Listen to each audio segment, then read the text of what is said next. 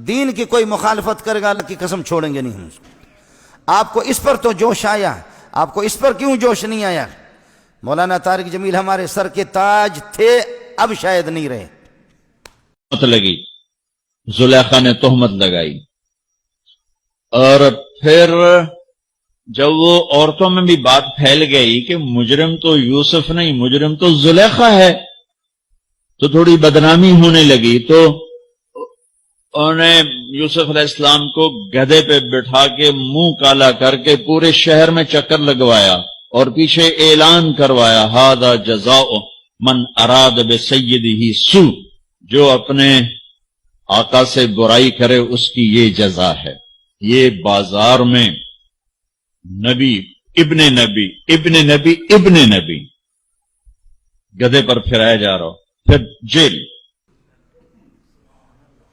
یاد رکھو ہمارے سر، میں نے جتنا اس کو سپورٹ کیا ہے، وہ ایک خطیب ہے، وہ ایک خطیب ہے، وہ کوئی مستند عالم نہیں ہے، وہ خطیب ہے صرف۔ اور غیر مقلدین نے، دوسرے لوگوں نے، آج پتہ کرو اس سے، اس کی جتنی مخالفت کی یہ چھپا رہا، اور فرق باطلہ کو اس کی طرف سے خدا کی قسم میں نے جواب دیا، میں نے جواب دیا۔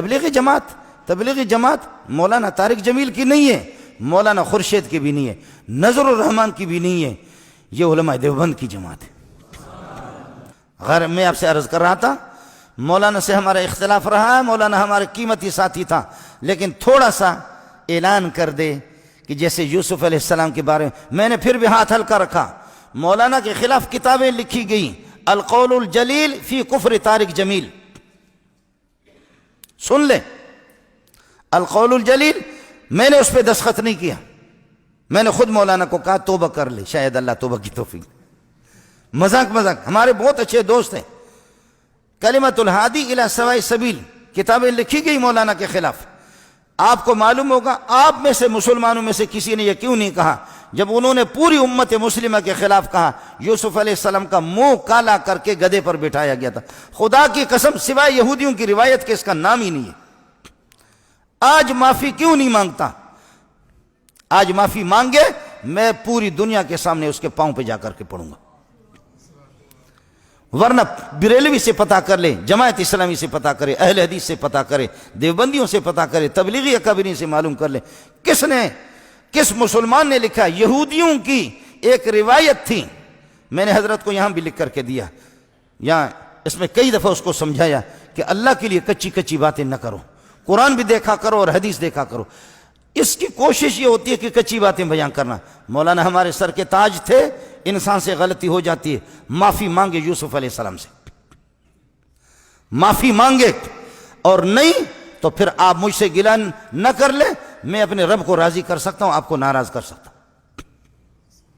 یہ نیٹ پر موجود ہے، یہ لاکھوں انسانوں، پھر بھی سعودیہ کے علماء نے کافر قرار دیا، میں نے کافر نہیں کہا۔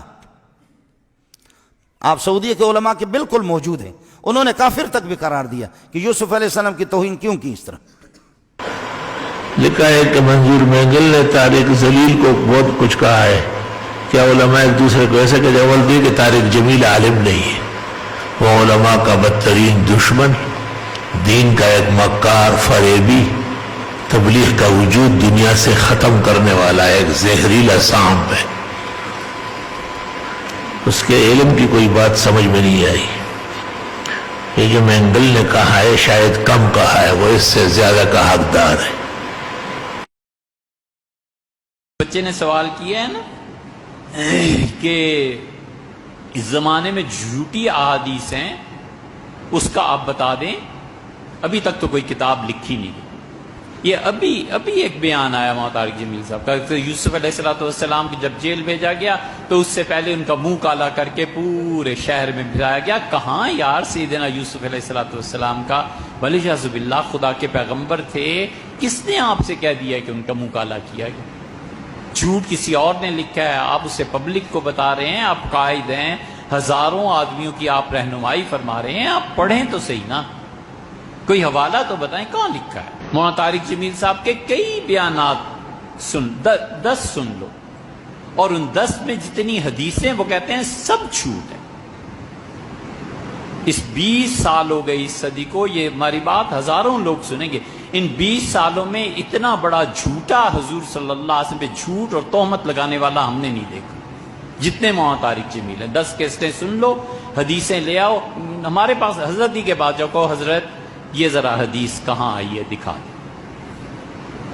پورا ڈھونگ رچایا ہے حضور صلی اللہ علیہ وسلم کے والد دادا پر نبی کریم صلی اللہ علیہ وسلم کی چند ایک پشتوں کا ذکر ملتا ہے۔ طارق جمیل صاحب پورا بیان کرتے ہیں کہ فلاں سے آدم علیہ السلام تک پہنچاتے ہیں۔ اے حضرت آدم علیہ السلام تک کہاں پہنچاتے ہیں؟ آپ اسے ثابت بھی کریں۔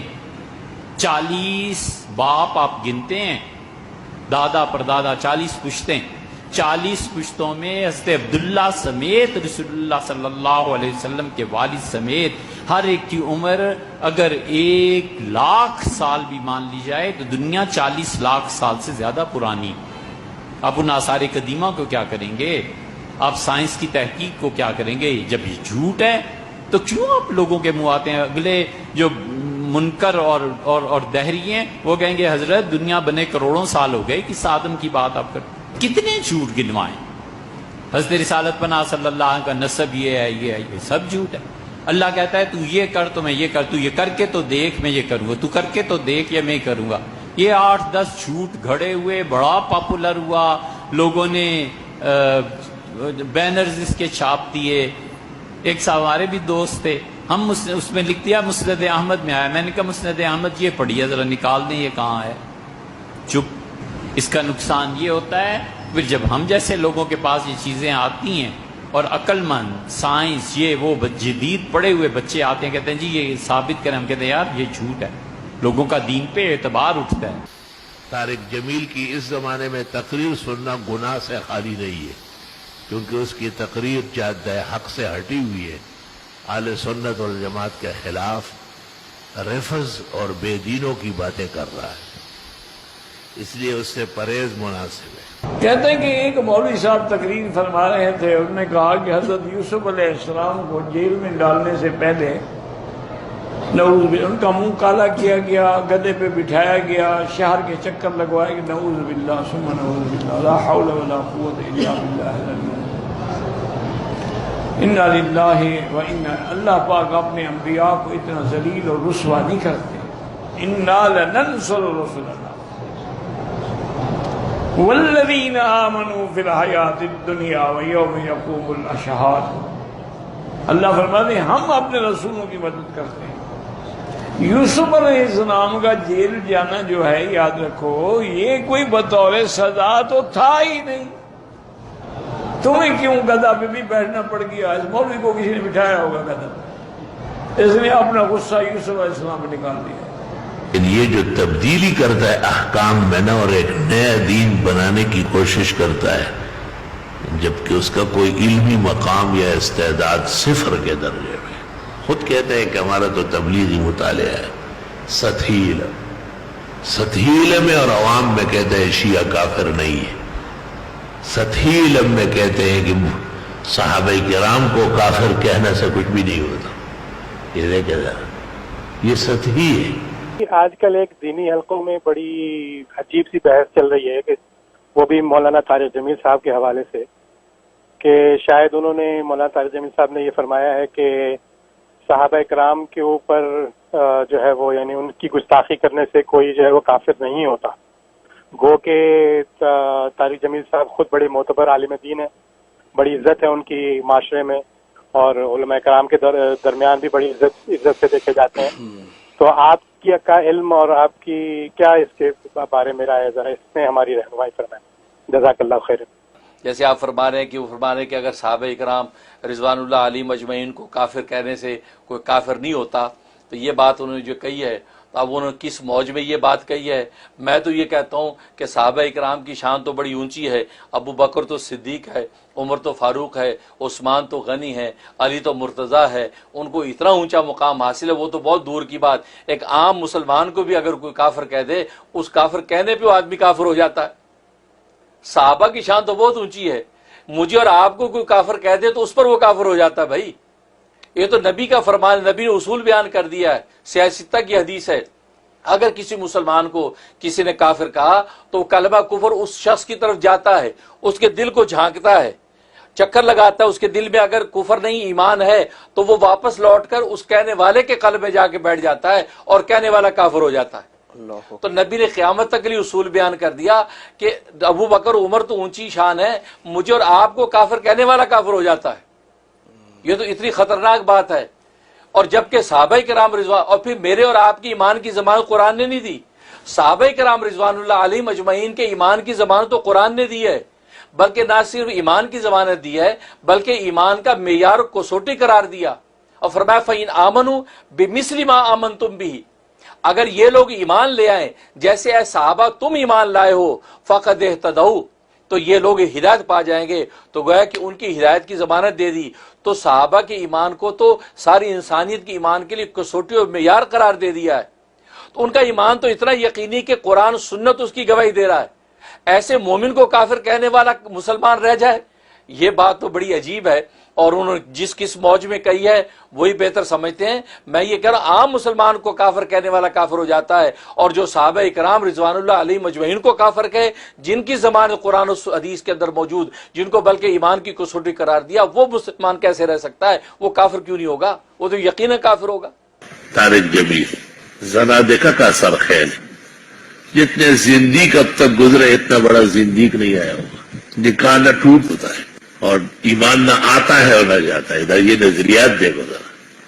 اور میرا کو بیٹی بنایا، میرا نے ہر شہر میں ایک شادی کی، خاوند کے ہوتے ہوئے دوسری شادی ہوتا۔ رواؤ طارق جمیل نسلاً و اصلاً خود وہی ہے جیسے میرا ہے، یہ بھی وہی چیز ہے، صرف سر ٹھگی کا امامہ اور چہرے پہ ٹھگی کا داڑھی۔ یہ تبلیغیوں کو شکار کرنے کا عمل ہے، نہ ہی سمجھ۔ بعض باتیں اس کی بہت دکھ کی ہے۔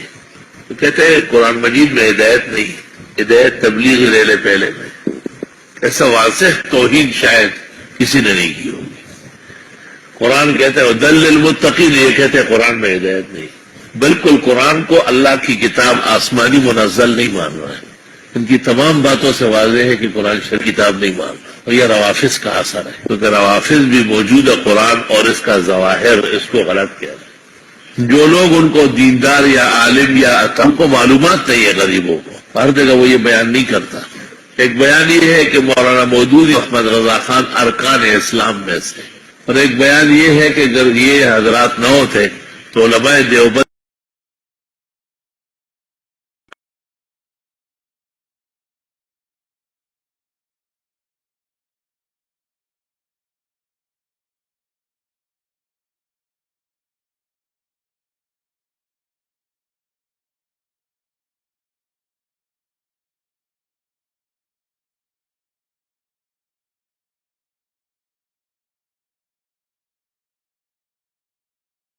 والے اصل وارث دین کے روافظ ہیں، جنہوں نے تکلیف اور مصیبتیں گزاری لیکن اہل بیت کو نہیں چھوڑا۔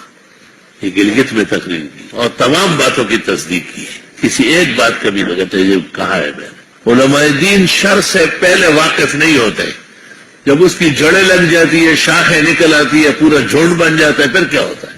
پھر تو آپ کا مقابلہ کرتا ہے۔ اس سے پتہ چلتا ہے کہ اس کی تقریر میں جو لوگ جمع ہوتے ہیں اور بڑا رش بنتا ہے، یہ بھی ایک سازش کا حصہ ہے، یہ بھی اس کے ساتھ معاونت کرنے والوں کے کوئی حربہ ہے۔ نہ وہ خوش آواز ہے، نہ خوش الحان ہے، نہ اس کے علم میں دقت ہے، نہ صحت ہے، تمام اسرائیلیات خرافات بیان کرتا ہے۔ تو یہ کمزوریوں میں تو سب میں ہو سکتی ہے، لیکن ایک سازش کے تحت قرآن و سنت کے خلاف ایک مہم چل رہی ہے۔ وہ میڈیا اور ٹیلی ویژن وہ کم ہے، یہ بہت زیادہ ہے۔ آپ دیکھیں 2-3 سال میں ایک دفعہ اس کو ممبر پر ایوانٹ میں بٹھا لیتے، کہ یہ بٹھاتے کیوں؟ اس نے توبہ کی ہے۔ کب توبہ کی؟ توبہ ہو ہی نہیں سکتی اس کی۔ اس نے خود کہا ہے یہ تو میرا مشن ہے، جن مسائل کو علماء بیان نہیں کرتے میں بیان کرتا ہوں۔ سب سے پہلے ایک قاری صاحب ہے وہاں سرگودا میں، وہ تشریف لاتے ہیں کبھی کبھی، اس نے مجھے کیسٹ سنایا۔ تو جب میں نے یہ باتیں سنی بڑی حیرت کی میں نے، کہ وہ کہتے ہیں قرآن شریف میں یا سیرت النبی میں یا مغازی کے اندر ہدایت نہیں ہے، ہدایت کے علم سے نکل کر بنی اسرائیل میں جانا پڑے گا۔ تو میں بڑا حیران ہوا، محمد انور شاہ کو میں نے بلایا، اس کو سنایا تو اس نے کہا کہ چونکہ وہ دین کا بہت بڑا داعی ہے نا تو بے دین لوگ ان کو نہیں چلنے دے رہے، اور اس نے فون آن کیا، معلوم ہوتا ہے کہ محمد انور شاہ کا ان سے رابطہ تھا، تو اس نے فون اٹھایا کہ ابو سے بات کریں۔ میں نے پوچھ لیا تو اس نے کہا یہی بات میں نے کہی، یہ میری تقریر ہے، یہ میں نے انور شاہ کو کہا اب جواب دو۔ اسی طرح وہ مودودی اور احمد رضا کو جو ارکان اسلام کا ہے وہ بھی کہا بس ایک طریقہ ہے، کیا کرو مجبور ہو جاتا۔ یہ طریقہ ہے، جب آپ کہیں گے تو کہیں گے بس ختم ہو گیا، آپ نے غلط، بالکل ختم نہیں، وہ اس پر پورا ڈٹا ہوا ہے۔ اس کے بعد امریکہ نے ایک جگہ یہ بیان کیا، تو گلگت میں سالانہ اجتماع کے اخیر میں شیعہ ملنے آئے، تو ان کو دیکھ کے لوگوں کو کہا آپ یہ نہ سمجھے کہ یہ کون ہے، یہ اس دین کے اصل وارث آ گئے۔ لیکن پوری تقریر کو جو ہے نا شکار، وہ صرف شکار کے لیے، اصل جملہ اس کا یہ ہے کہ یہ اس دین کے اصل وارث لوگ یہ آ گئے۔